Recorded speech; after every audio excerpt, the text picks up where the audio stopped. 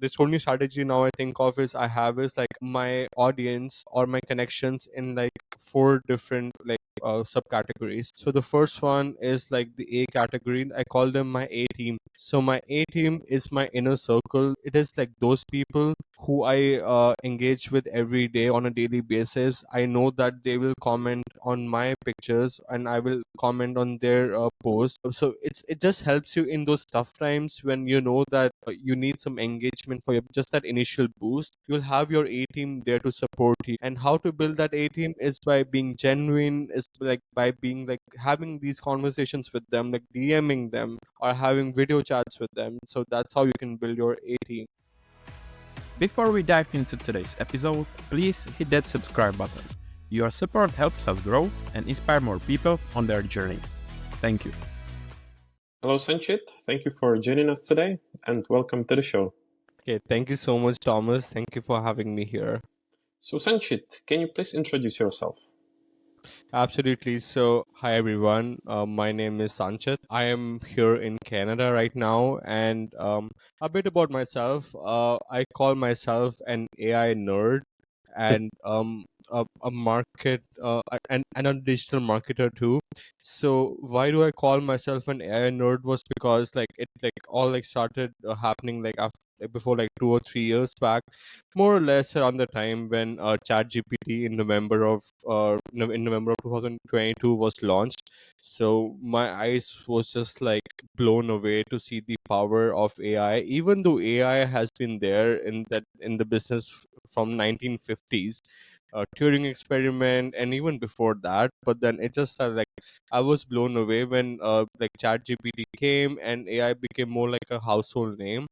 So I started like diving deep into AI world more, like how we can use this.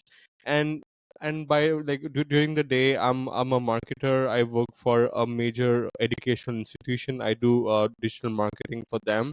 So for my marketing role, I thought that AI is here now and marketing is here too. So that's not like let's like combine them both. And that's how like I started like doing AI marketing and then became so interested in that. I was about to say that to me it sounds like a perfect combination, AI and marketing. Yeah. And before we dive deeper into it, can we discuss your background a bit? Because you said you are from Canada or you live in Canada. So is that actually come from? So about my background, so I'm here in Canada right now, but then I'm originally from India. So I'm from southern part of India, from a place called Bangalore, and then I came to Winnipeg, to Canada right now for my masters in marketing, and then after that I started working here, found this place to be really peaceful, and it's just that the growth in North America for AI, it's booming, not specifically in Canada in comparison to US, but still like I can see like some advancements happening in the industry. So what was the reason for choosing Canada? So, good question. So, I had like two places on my mind. One was Australia, the second one was Canada. I was always intrigued by Australia because of the weather, beaches, like the place is awesome. But then, like, somehow I just like, yeah, I just came here and then everything happened. And then it's just like Canada as a country, it's a very friendly country. We always have that perception of Canadians being very friendly and like very like open people. So I came here. I'm like, this seems like a nice place where a person of color can be like live peacefully, and I have no complaints so far. It's been like almost 3 years now. And isn't it the complete opposite? You said Australia is a beautiful, warm, but isn't Canada actually cold place? Absolutely. Like I call myself a summer child, and like this is like the opposites. Like that winters. Like probably you can feel me coming from London. It's like always cold, that cloudy cold. Rainy all the time. Absolutely. And why didn't you go to or try to go to US? USA maybe later on, but like I just found Canadians, like the Canada in general, to be more friendlier. It just I could be wrong about this, but then it just had the perception which people have made about Canada in general, that it's Hmm. very welcoming, it's good for immigrants. So that's what like really like got me to join like to be here in Canada. Yeah. And before moving to Canada, have you been already into marketing or AI when you were in India, in Bangalore? Not really. Like I wasn't into marketing nor I was in AI. I was just like I was more into like beer manufacturing and like brewing beer. That's Really? what I I wasn't expecting that. yeah, that's what like I was like really interested in, and then I used to work with a beer company too. So it was fun, but then like I started seeing that I'm more on the creative side, like in general, like just like found that thing about myself, Mhm. and then I chose marketing, and somehow it just clicked. Like marketing just clicked with me, Yeah. talking about people's having these stories out of people. That's what like really like connected with me, and now here I am. And was Winnipeg your choice, or was it one of the choices, or why did you end up in? So Winnipeg, it wasn't a choice, I'll say, but it was more or less like the university like I like happened to be in Winnipeg, and the courses, the programs they offered were here. So I'm like might as well, and then that's how I landed here. And how did you find it when you moved there? Because obviously it's pretty much across the whole world. I guess there was some culture shock, culture difference. What was your experience like? Absolutely, mate. Like, I mean, honestly, it's just like so opposite. So, are you from like London, No, or are you from? I'm originally from Czech Republic, and I Uh-huh. moved to London. So it was a also a different country, but it was still inside of.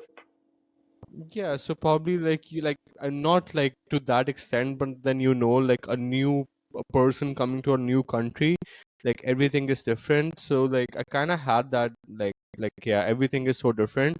But then cultural shock, definitely it's there. It's like east to west completely.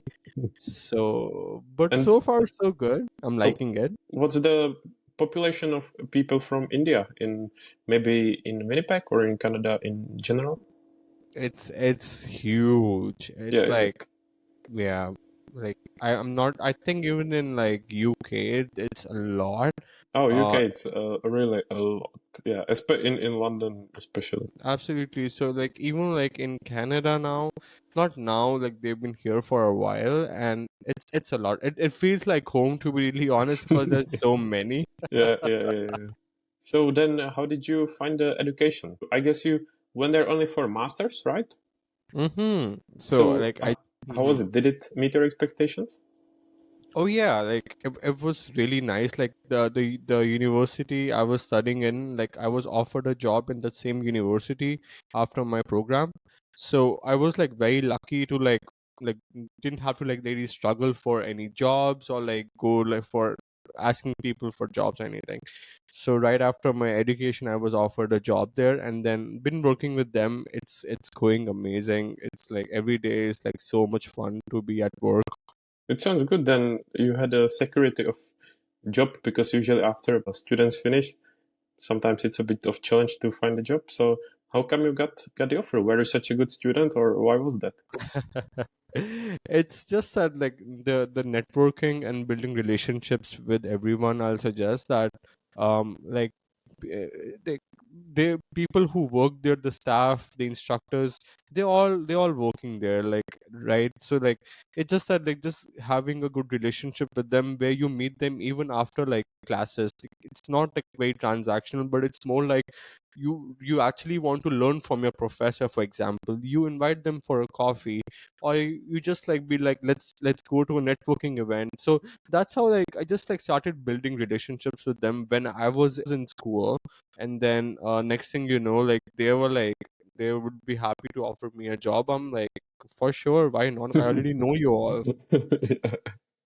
No, Mhm. it's a great advice. That's something that I hear from pretty much everyone that networking is very important, building your connections and meeting new people. So it makes sense to me. Hmm.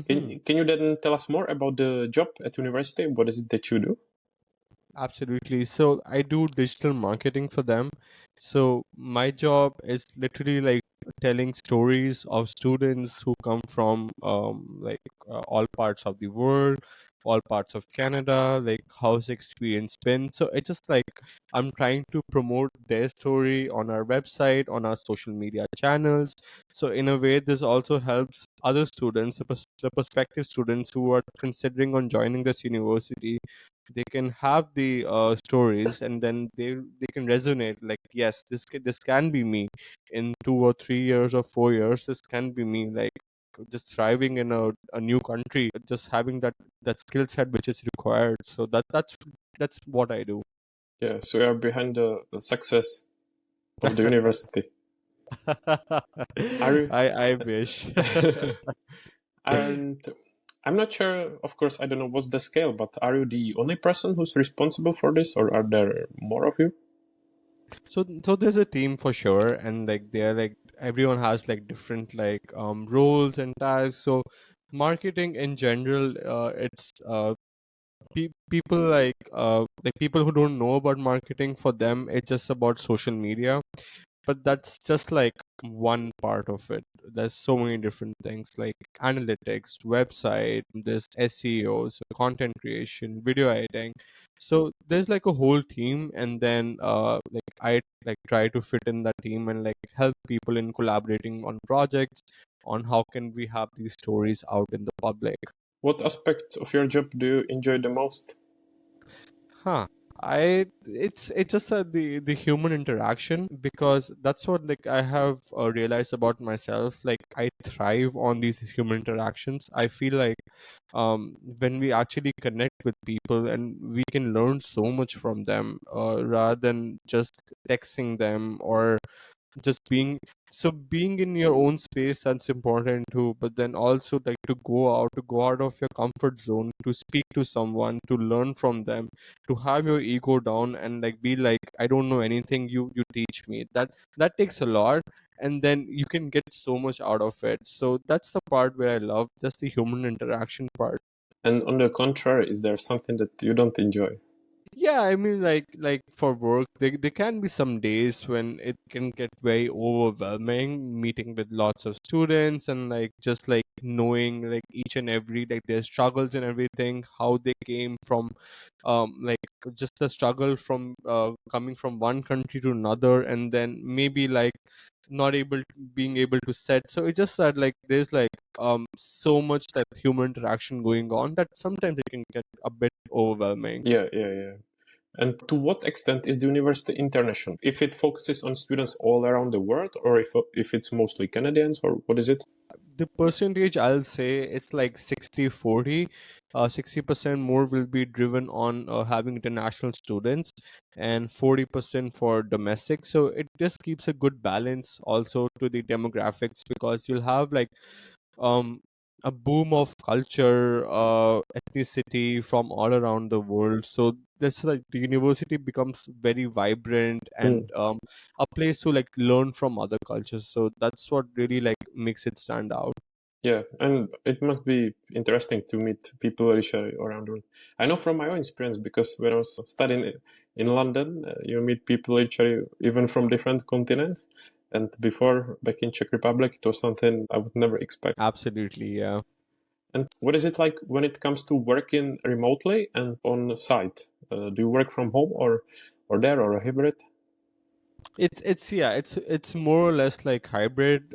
So like a few days, like 3 days in a week it's remote, and 2 days like it's on campus. And then I enjoy both, I'm not going to lie. Like having the liberty to be in your own workspace, where anything, have your cup of tea or like whatever you want to eat. So that's what I really enjoy about remote work. But then also like going on campus and like seeing these beautiful faces, interacting with them, learning from them, and then just like being in that office with like-minded folks who are on the same mission as you. So that's what like really keeps you going. So I really enjoy both parts, to be honest. Yeah, I guess I kind of agree that it's good to have a mixture. And then I would be curious, what are your plans or aspirations for the future? I guess you enjoy the job, but where do you see yourself? I don't want to sound like a interview question, but I'm curious, where do you see yourself in a few years or in the future? Absolutely. So honestly, I take like one step at a time. I'm very much aware about my strengths and weakness and where do I see myself in like 5 years. So I always give myself a more realistic approach with these things. Like I don't want to be like that guy. Oh, I'll be CEO in 5 years or something. But then, yeah, just like realistically speaking, so I do see myself like growing in the marketing department and probably like going like up and over where I'm currently based, and then like just like seeing that what possibilities, what creativities, how we can probably use AI like to right to like have our productivity or just like have our the creation boost in at workplace. So it's yeah, like I'm looking forward to the next step in marketing. So let's see Mhm. how that goes. And when it comes to the location, do you plan to stay there or explore Hmm. different places? For now, I really like this like the whole setting of Winnipeg. It's not a big city, uh, and it we call it a small city and a big town. So it is like that. So Can you it's say what's the approximate population, just to get uh-huh, idea? it's 750,000. Okay, yeah. Yeah. So not as crowded as London, where the population is in millions, but And I here guess like completely different than Bangalore, right? absolutely, like it's like not even on scale. Like I yeah, it's can't even compare the population sizes. Yeah, I mean, it sounds kind of ideal. Ideal, not too big and not too small. Oh, absolutely. Like that's what I was like saying. Like it's like so peaceful. Like whenever you like you wanna have your downtime, there are these like nice places and cafes you can go relax. And whenever you want to have that city life, you can go to downtown and like just probably explore some pubs and like do like whatever you want. So there's a good mix of both. Did you actually have a chance, or were you curious about exploring other parts of Canada? Oh, absolutely. So Canada, it's second largest country in the world. So there's like so much to see, and it's just like taking one step at a time because like it's like year by year I try to cover two new cities every year. So this year I plan on traveling to Quebec, Montreal. Uh, Those are just like French-speaking places, right? absolutely. So Yeah, they just that's a main language there. yeah, it's So it'll interesting. Yeah. yeah, exactly. It'll be so interesting to see to be in a country where everyone else speaks in English, and then there's this like a province where everyone speaks in French. So Yeah, yeah. it's really cool. Then let's chat about AI. As you said before, that you've been interested in it. So, how did your interests start in this topic in the first place? Oh, absolutely. So just like going back to that November 30th, 2022. So I I won't say that I was the first one who started using like Chat GPT on the day it was launched. I just want to like start my AI journey with Chat GPT because that's how like it like really started. I'll be very honest with you. Um and then so in December I found out about this tool, and then I'm like, this is awesome. Like you now like you can do this. Like you can ask like a tool to create marketing campaigns for you in a matter of seconds. Like I know like the results like might not be the same as what one can like plan with a team of let's say 5 to 7 people in over a month. But then for a short span, just to get like a outline, a format, it's pretty damn amazing if you ask me. So that's when like my interest like it like started like going towards AI and side more and more. Like I'm like, okay, fine, like I know about ChatGPT, a little bit about ChatGPT. Now which is the next tool like I want to know? So that's how like my AI thing like started like beginning.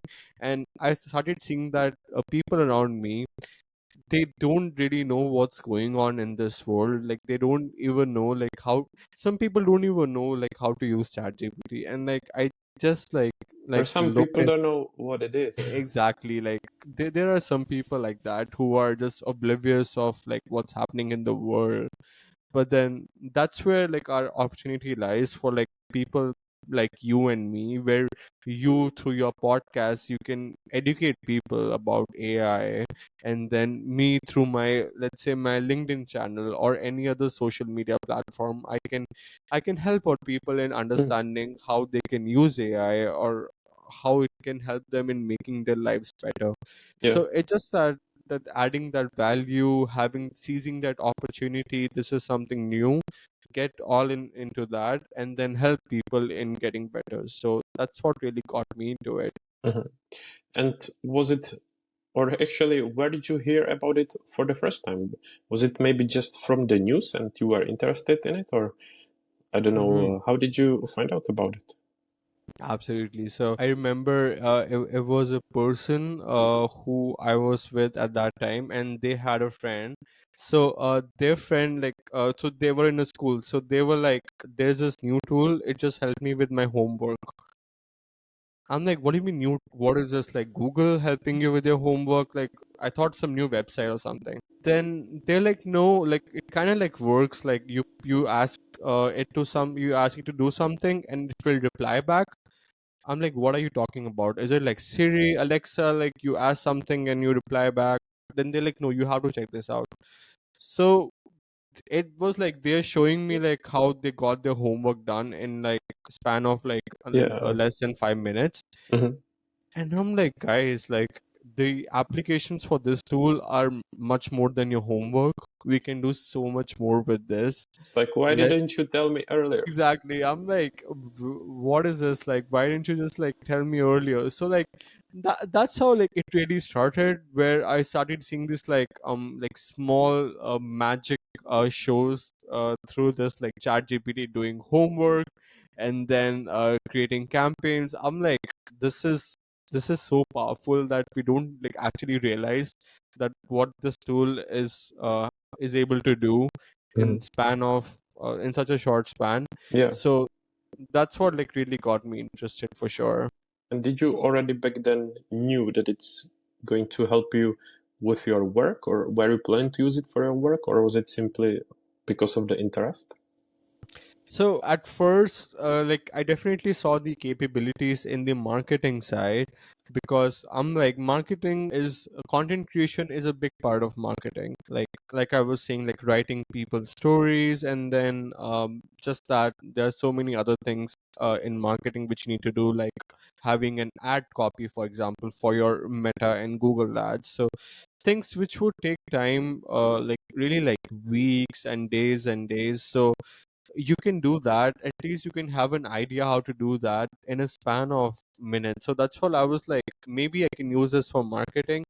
And then I started using this for marketing, and then I started seeing like great results. Like people started liking, like actually liking my work.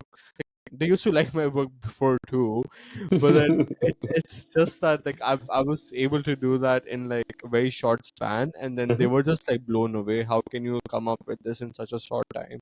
So did you already start posting on LinkedIn, or where people saw your? So I have been on LinkedIn for a while. It was just that how a lot of people started just posting casually once in a while, and then posting about like having updates about jobs and everything. I joined this place, so I got that certification.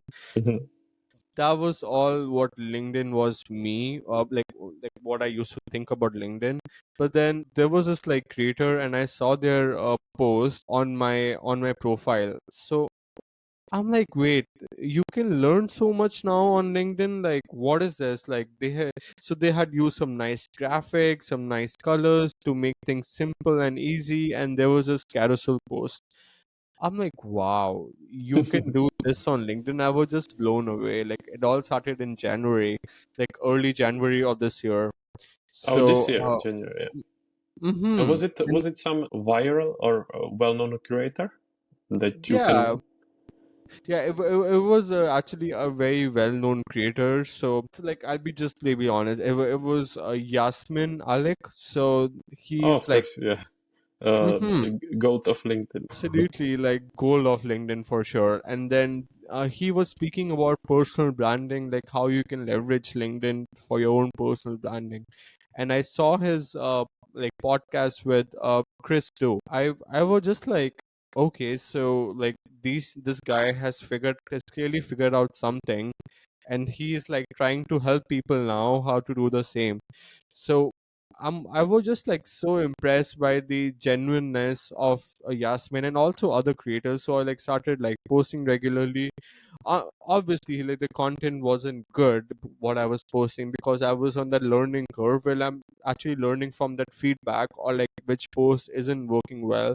So slowly, like I started posting. I went from personal branding, then I landed to AI in a span of 6 to 7 months. I was honestly expecting that you've been posting for much longer, judging from your audience, from your interactions and stuff like that. It was very recent, very, very. How about yourself? I'm curious to know your LinkedIn story. So to be honest, mine is pretty much similar to yours. I set Mm-hmm. it up. Once in a while, you post about your new job, Mm-hmm. maybe some updates about your life. But then I don't really know. It's probably end of last year, so similar time to you. And Mm-hmm. so yeah, I think I somehow started with the podcast, and I probably started reaching out to people who want to join me on the podcast. And then as I kept using that more and more, that's probably how I discovered the power of LinkedIn as well. I started connecting with other people, with other creators, and I thought, wow, I can actually use it to grow my network, build a brand, help to grow with the podcast. And you know, in the beginning did some terrible posts, didn't really know how does it work, but along the way kept optimizing. So I can relate to your journey. Absolutely, I can feel you on that, mate. Are you looking to elevate your online presence? Check out Trailblazed, our digital marketing agency. Whether it's standing out on social media, crafting a stunning new website, or developing impactful visuals, Trailblazed has got your back. Visit trailblazed.digital and reach your online potential today. And are you on other social media channels as well, or do you focus on LinkedIn only? So my plan now is, because I feel like on LinkedIn I have some presence. Second, non the second step will be going to other channels. So it will be like more like omni channels now, going to Instagram, playing with YouTube, because I have lots of videos which I posted on LinkedIn. So I intend to do the same and have it posted on YouTube as well. If it works, it works. If it doesn't work, it doesn't work. Like I'll be like, yeah, just that again, that learning curve. I'll learn and see that which posts actually do well on Instagram, or how different Instagram and LinkedIn are from Instagram and YouTube are from LinkedIn. Mhm. So it will all, yeah, because everywhere it's like a different like content which works, different style of content which works, different timing which works. So I'm Yeah. curious to know how all that works. So then, can you tell us more about your strategy on LinkedIn? If it's not some secret know-how, but maybe to discuss your posting strategy, your engagement, and basically the way you use it. So honestly, like there is no like strategy. I wish there was. The only thing is, the only thing for me which works is consistency, and having that discipline where you show up every day. If you're not posting, it's fine. If you're posting, that's even better. I try to post every day. Like I haven't missed a day since February. So Wow, it's yeah, it's consistency. Well done. thank you, thank you. Yeah, so I mean, like again, like I'm saying, like I understand that it's not possible for everyone to post every day, and it's fine. Like you don't need to post every day, but like the only thing I'm asking is that show up on LinkedIn every day, engage with your so the only strategy, like I'll this only strategy now I think of is I have is like I have my audience or my connections in like four different subcategories. So the first one is like the A category. I call them my A team. So my A team is my inner circle. It is like those people who I engage with every day on a daily basis. I know that they will comment on my pictures and I will comment on their posts. So it just helps you in those tough times when you know that you need some engagement for your just that initial boost. You'll have your A team there to support you. And how to build that A team is by being genuine, is like by being like having these conversations with them, like DMing them or having video chats with them. So that's how you can build your A team. Your B team will be it will be like those new followers who you have connected with, who you are in the process of having that those deep conversations or those meaningful conversations. So that becomes part of your B team, your new followers and then your new connections. And then your C team will be it will be those people who comment or who engage with your profile once in a while. Like they'll use LinkedIn once in a week and then they'll be like, hi, it was great, Thomas, I love the post. Yeah. So, yeah, so it's important to keep like that team intact too, because you don't want to lose on them whenever they're active, whenever they're using. You want them to be like having engaging with your post. And the last part of my strategy, of my networking strategy on LinkedIn, will be the D team. The D team is actually like the biggest of the biggest creators who have more than 100,000 followers or like are like big shots on LinkedIn. We all know if we get a comment by a big creator, it will definitely boost your algorithm, and also more people will start following you because someone big has commented on your profile. Mhm. So my strategy is like I don't really like engage with them. Like once in a while, if I like their post, I'll go, I'll say, oh, I love this, because it just that there's so many, like thousands of people already commenting, and I don't Yeah. want. I Yeah, I feel the same. You are there about to comment, and then you notice that you're like one out of thousands, so it kind of gets lost. absolutely. So like I would like rather make a day for someone who has probably 10 followers and like one like. I'll leave a nice comment on their profile Mm. rather than just like getting lost in the crowd of thousand other sheeps and then just pick another white sheep.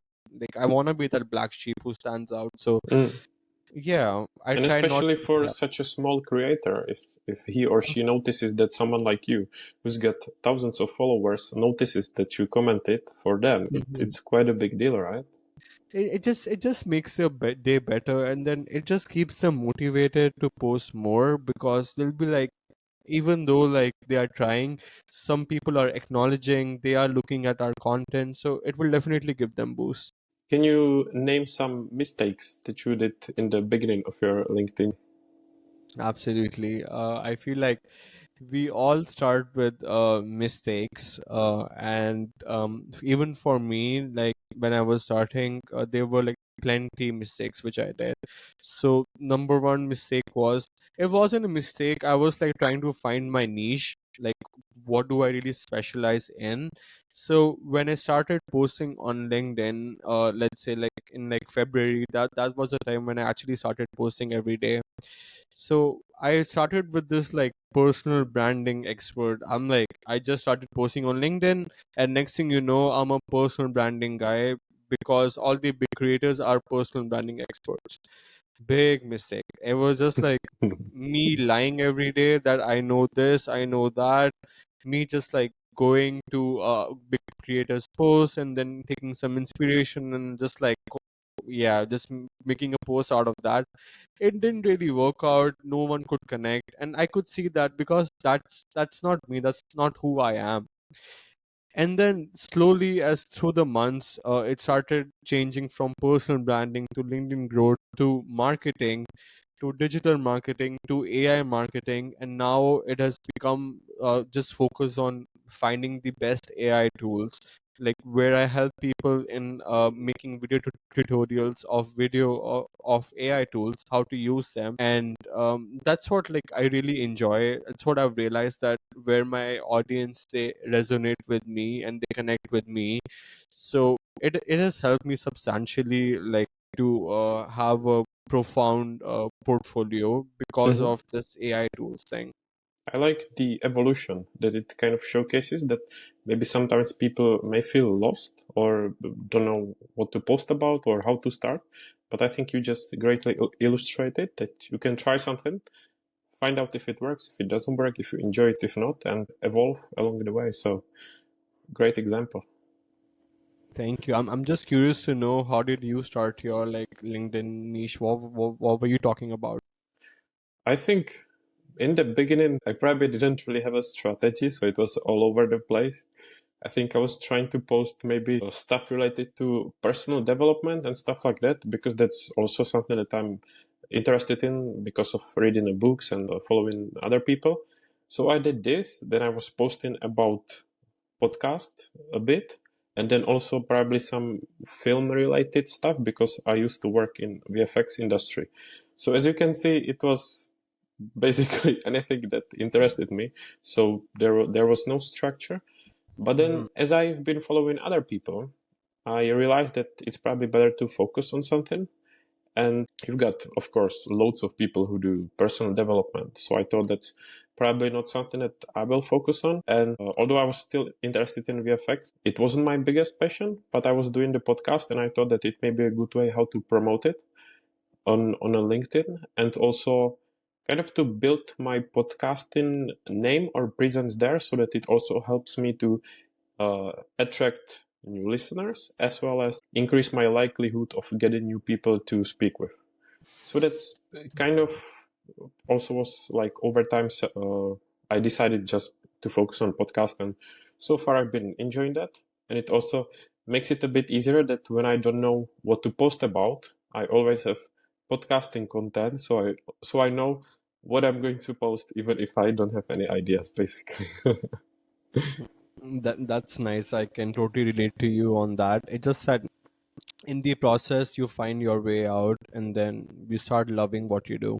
And you said you post every day, and from my own experience, it was actually one of my questions because I'm curious, how are you able to produce quality content in such a high volume? Yeah, like so definitely like AI is there for your support and everything.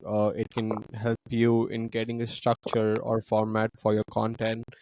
But like to really stand out on LinkedIn, you need to have posts which go over and above than other creators. Like something which is more personal, something which is more authentic, something which you do daily. For example, if I use a certain tool daily, let's say if I use Guide, for example, for AI video creation, so I will like make a post on Guide where I'm just like guiding people on how to use Guide, and then it that passion like comes out of me because I, on a daily basis, I use so many different tools. And like I try to experiment with tools to know that which one is actually useful and which one is just noise.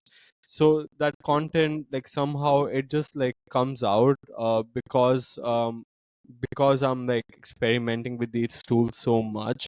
Mhm. And then I try to like have like certain like time slots during the day, that every morning for 2 hours I'll keep 1 hour for making 1.5 hour, 1 hour for posts, and then 1 hour for networking. Oh, And then nice. Yeah. yeah, and then in the evening too, I'll have 1 hour. I'll complete that course. I'll schedule it, and then 1 hour for networking. So Oh, I that's try to, smart. yeah, try to spend 4 hours. I don't try to like being on LinkedIn throughout the day, because it just gonna waste your time, because there's like so much interesting stuff going on. And yeah, you'll just like lose your track of time, and next thing you know, you're spending 6 to 8 hours on LinkedIn, more than like your day jobs in Mhm. some cases. But I like you mentioned how long you spent on it, because I feel like people sometimes may expect that you show up once in a while, write a post, and people will run towards you, start engaging and everything. But You just said also again a great example that it literally takes time, work, and it's not built just in a few days, but it takes some consistency. Absolutely. And does that then happen that you sometimes run out of ideas, or you have constantly something to post about? So, in the beginning, it used to happen that I was like struggling with ideas. I'm like, what to post next? Because if I'm posting every day, it's it's very easy to run out of ideas, to be honest. Because I'm not surprised. you know it. So it's very easy to run out of ideas, but then like once you start actually like loving what you do, that's what I think. Creativity just flows out of your body. It's just that every thought, everything, you like, you start observing things and you start like thinking about things. I could be posting this, or I should post this tomorrow on LinkedIn. So whenever I have those like those like even like those small ideas, I'll have a on my Notion database. I'll have it like put like, oh fine, we can talk about this AI tool on Wednesday, or on Thursday I can make a tutorial on Canva how to use it. So it's just that there are so many different tools out there right now that I'm lucky in a way that I will never run out of content because And I really like the kind of strategy behind it because you basically test it, you explore it, which is something Mhm, that you are curious about. It also improves or broadens your knowledge. And at the same mhm. time, it gives you a content to write about. So I feel like it's just perfect strategy. Oh, absolutely. Like I find it like fun on just like exploring these tools and seeing how they work. What's the UI UX like? How helpful it will be for people, if they'll be able to navigate through or not. So that's what like really gives me that dopamine rush, to be honest. And yeah, never running out of content now with all these AI tools. And I guess this is the question that I'm pretty sure everyone is waiting for. If you can reveal your tools and AI tools that you use. Oh, absolutely. So every tool has their own specific use case. It won't be wise if you just like keep on using one LLM or one chatbot for all your tasks. Like for example, I'll just take the basic example, ChatGPT. Yes, it is great, but then it's probably not so good for other tasks. For example, if you don't write a more humane type content, I'll probably go to Claude and I will have my content from there. From writing a story. But on the same hand, if I just want to brainstorm some ideas, I'll just go to ChatGPT, help me in brainstorming these ideas, or I'll go to Gemini to give me more professional of like email, for example, if I'm writing it for someone.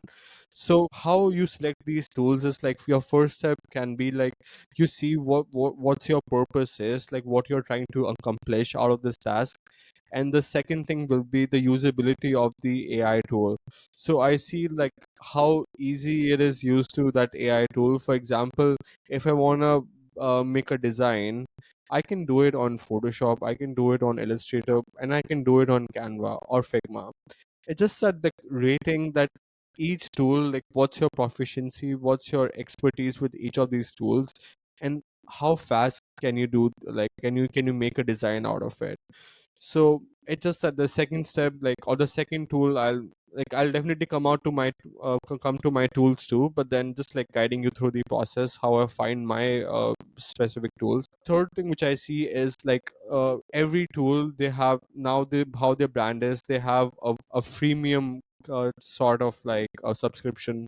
Mhm. They'll have some free features and they'll have paid features. So you really have to see if the free features are worth it or not, or like if you want to use a paid feature, like should you be spending, because it's just so easy to spend more than 100 to $150 now on all these different subscriptions. People are already spending hundreds of dollars on all these subscriptions.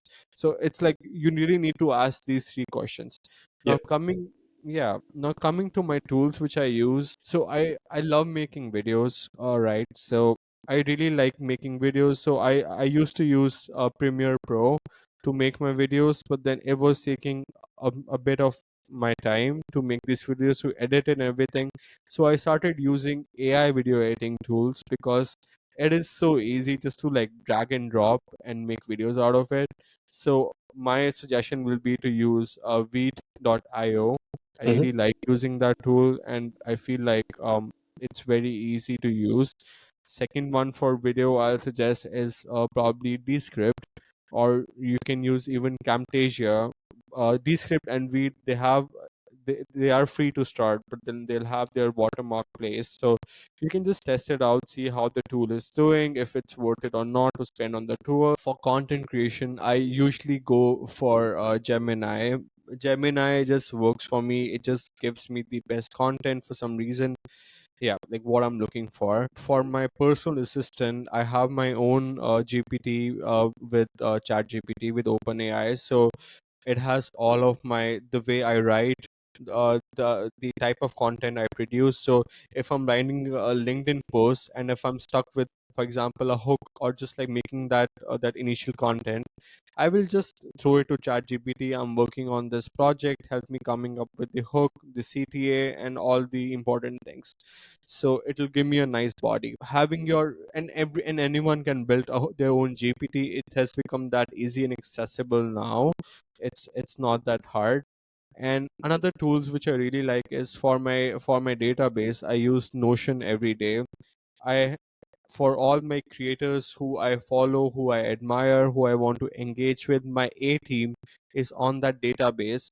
I have their timings on that database, when do they post, and just the links placed, so that every time I go to Notion, I know I have to engage with this creator. I'll press that link. It will guide me to their profile, and I'll engage with them.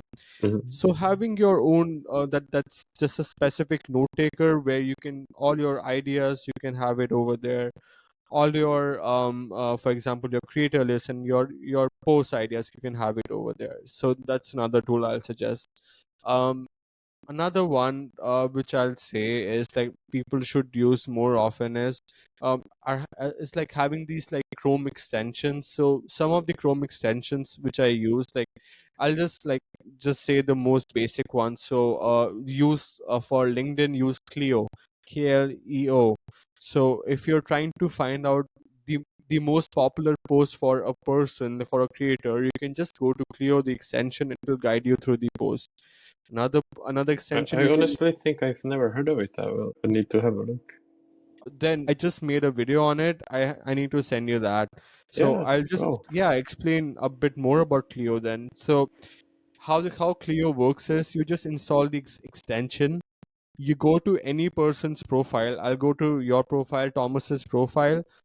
I'll click that extension button. It will give me all the posts, for example, from your most liked to your most popular, most engaged, most reposted. And I can just like search for any, I can put in any keywords. I want to listen to a podcast on personal branding. I'll just type personal branding in the search bar, and it will give me all the podcast episodes, or the all the your posts about personal branding. Oh, it So sounds so cool. yeah, by now I feel like everyone should at least have it installed on their LinkedIn, like on their Chrome bar. And then there's some more, just to name another more, will be like having a Copilot extension, on just an extension, not to use Copilot, Microsoft Copilot. So what Copilot has the access to have to actually analyze your entire web page.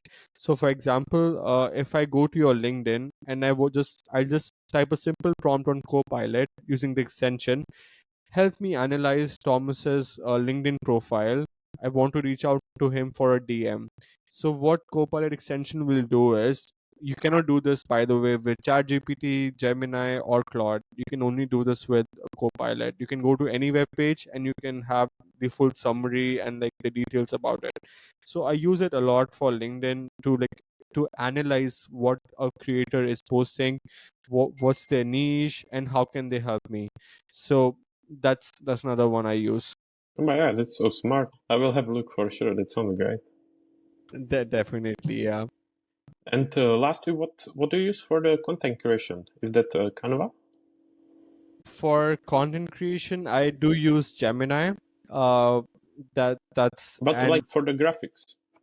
for the graphics, so sometimes it's Figma, Hmm. sometimes it's Canva. It's a Yeah. mix of both. And like recently I got like a profile revamp, so I'm trying to like play out with other tools as well, like Adobe Express. That one is a very nice easy drag and drop tool too, so I like using that. Yeah, that sounds awesome. And what would be some curators or inspirations that you follow on LinkedIn? Man, there are so many awesome creators on LinkedIn. Like I can't even begin to thank them. The amount of information they are sharing, it's just insane. So I'll just say like my daily ones or part of my A team will be Charlie Hills. I really like his content. I feel Charlie, like yeah. I like Charlie as well.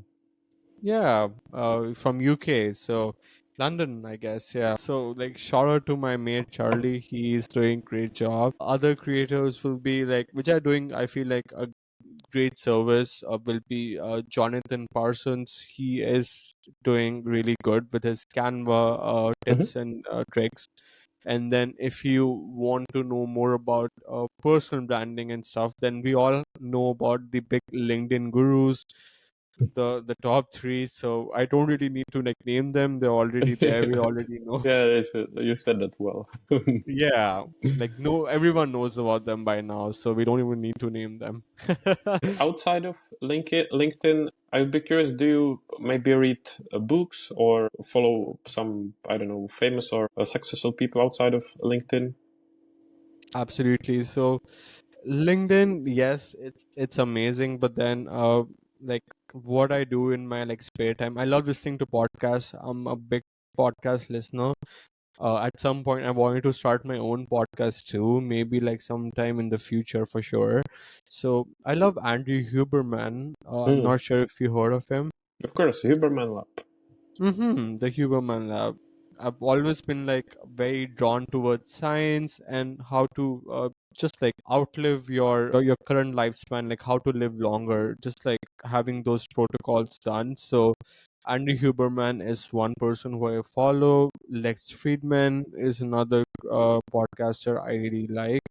It's gonna sound a bit controversial, but then I like Joe Rogan too. I know some people are have that like ifs and with Joe Rogan, but then I feel like it's like take what is important and leave what is not important. That's my strategy with podcasts. No, So I like him too. I support your opinion. yeah, well, glad to know because like in Canada, like people are a bit edgy when they get to know about Joe Rogan. Oh, you why do you like him? Like all that. But yeah, never mind. So other than that, I love reading books too. So Robert Greene, he's my favorite author. Hmm. Have you heard of him? Yeah, of course, 48 Laws of Power and other masterpieces. Absolutely. Mastery and 48 Laws of Power, it changed my life. Now I can say like everyone who's in a corporate setting, they should definitely read 48 Laws of Power. Mm, yeah, And anyone who's trying to find their purpose, like what they are good at, go ahead with Mastery. These two books will definitely change your life. yeah, I agree. As we will be soon finishing, would like to ask you, what are maybe some of your hobbies outside of the digital world? What do you like to do in your free time, if you've got any free time? So I'm trying to build on my own brand. Like I'm building on my personal brand, but then also like I'm going to launch my own kind of like a marketing digital marketing brand. It's called High AI, and it's going to launch soon. Gonna start with the newsletter and on Instagram and link and YouTube very soon. Nice, yeah. I will make sure to promote and to support. Can you share some final pieces of advice, whether it's for LinkedIn strategy or maybe even you can try to be a philosopher a bit and life advice? Oh, absolutely. Like I'm yeah, like I just want to say out loud, I'm not like any coach or like any life coach or personal branding coach or AI coach, but then what I can share is that like just having like some sort of discipline in life, it's just that some sort of consistency and some sort of that passion and drive in life can really help you out in finding your purpose. So that's how I feel with AI. I really feel passionate not only to like trying these tools out, but also helping out people how they can use it. I'll just suggest everyone to find their own passion, like what really wakes them up. It could be a podcast like what you're doing, that's a great service.